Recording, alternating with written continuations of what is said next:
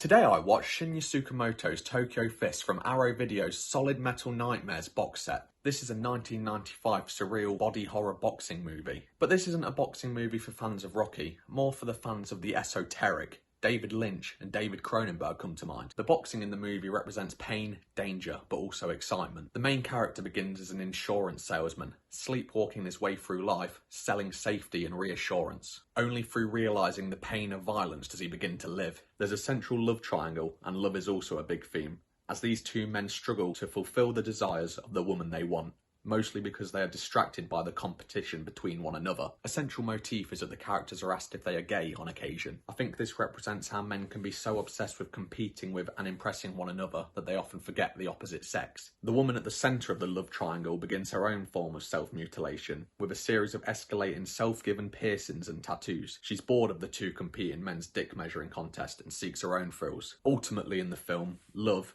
represented here as sex, is achieved from a mixture of both violence and vulnerability, pleasure and pain. To me, the film is also saying that a life without pain is no life at all. This is highlighted when a character's father dies and the nurse tells him that he died peacefully without pain. The bereaved son is not comforted by this. I love Tsukamoto's work because it's super low budget, but it's so visceral and well done in terms of makeup, practical effects, sound design. I find that inspiring. For someone who cut his teeth with black and white with Tetsuo, the colours here are really impressive, with the bright red blood popping against the blue colour palette, which represents the sterile world. Some of the crazy, shaky camera work reminds me of what David Lynch would employ in Inland Empire and Twin Peaks: The Return, amongst other things. And the body horror that ensues from the boxing fights is obviously something that you might see in a David Cronenberg film. I loved it. It's 87 minutes long, but it will leave you thinking for way longer. Tsukamoto is one of the most weird and wonderful directors out there, and another example of why I love Japanese cinema. So thank you for watching. Sayonara.